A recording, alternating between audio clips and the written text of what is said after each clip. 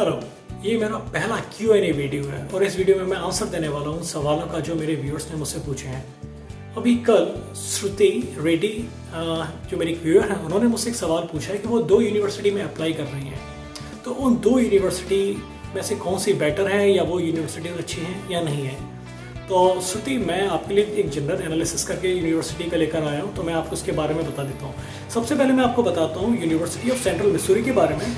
University central Missouri एक public state university है, जो कि एक अच्छी चीज़ है और ये काफ़ी पुरानी यूनिवर्सिटी है। 1877 में इस्टेब्लिश हुई थी, तकरीबन 150 साल पुरानी यूनिवर्सिटी है। और इसका जो एंडोमेंट है वो काफ़ी कम है, इसका $42.89 मिलियन के लगभग एंडोमेंट है। ये क्या चीज़ होती है इसे समझिए। ये उस यूनिवर्सिटी को मिलने वाली सहायता होती है, आर्थिक मदद होती है। और जब किसी भी यूनिवर्सिटी को आर्थिक मदद बेहद कम मिलती है तो ये बहुत कम चांसेस रहते हैं कि वो यूनिवर्सिटीज़ अपने स्टूडेंट्स को स्कॉलरशिप देगी या कुछ भी ऐसे प्रोजेक्ट पे काम करने को देगी जिसके लिए वो उन्हें पे कर सके। इसके चांसेस काफ़ी कम हो जाते हैं, ठीक है। तो जब यूनिवर्सिटी के पास वो बजट नहीं है तो जाहिर सी बात है वो इंटरनेशनल स्टूडेंट को इस तरह के ऑफर्स काफ़ी कम देगी, ठीक है।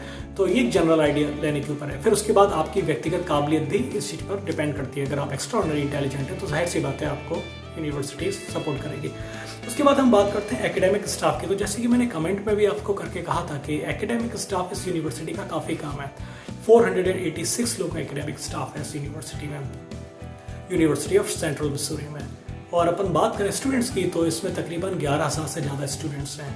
तो ये एक जनरल इंफॉर्मेशन है यूनिवर्सिटी ऑफ सेंट्रल मिसूरी के बारे में। लेकिन अब आप एक चीज़ जानिए जो मैं हमेशा लोगों को, स्टूडेंट्स को कहता हूँ, जैसा कि अगर आप साउथ से बिलोंग करते हैं तो जब आप मिसूरी में जाएंगे तो एक बात ध्यान रखिएगा कि इस जगह का जो टेम्परेचर है सर्दियों में -30 तक चला जाता है। तो आप इस चीज़ के लिए भी तैयार रहिए।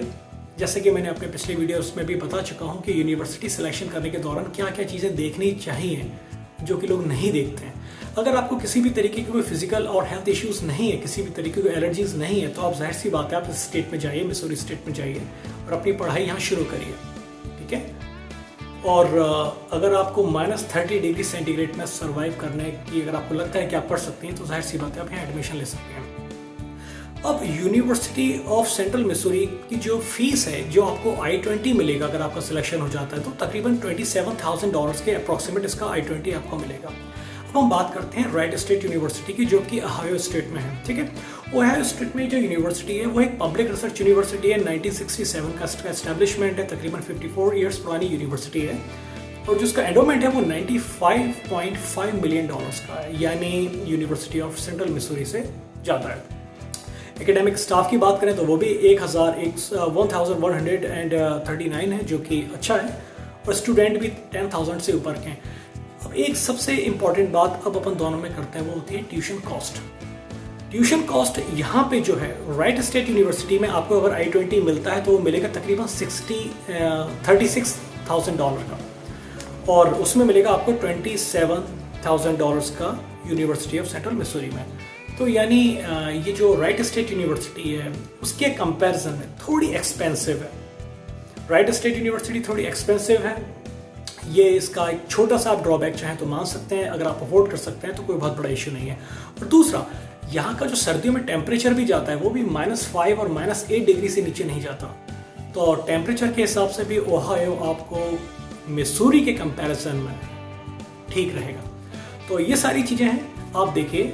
और यूनिवर्सिटी ठीक है, आपके खुद के प्लान्स होने चाहिए कि आप अमेरिका जाके क्या करना चाहते हैं। अगर आपके दिमाग में खुद के प्लान हैं कि आपको वहाँ करना क्या है, तो ये ज़्यादा मायने नहीं रखता कि यूनिवर्सिटी की रैंकिंग क्या है और उसकी कितनी वैल्यू है। आप वहाँ पहुँचिए, डिग्री अचीव करिए, और उसके बाद किस तरीके से वहाँ सेटल होना है ये आप अपने दिमाग से सोचिए। और अगर आपको किसी भी और तरीके के सवालों की ज़रूरत हो आप मुझे पूछ सकते हैं कमेंट बॉक्स में, मैं नेक्स्ट वीडियो इस पर ज़रूर बनाऊँगा। तो ठीक है, ये फ़िलहाल मेरे एक व्यूअर्स थे श्रुति रेड्डी, तो उनका ही सवाल था। अगर आपके मन में भी किसी भी तरह का सवाल हो आप मुझसे पूछ सकते हैं, मैं आपके सवालों पर भी वीडियो बनाने की पूरी कोशिश करूँगा। तो चलिए मिलते हैं नेक्स्ट वीडियो में।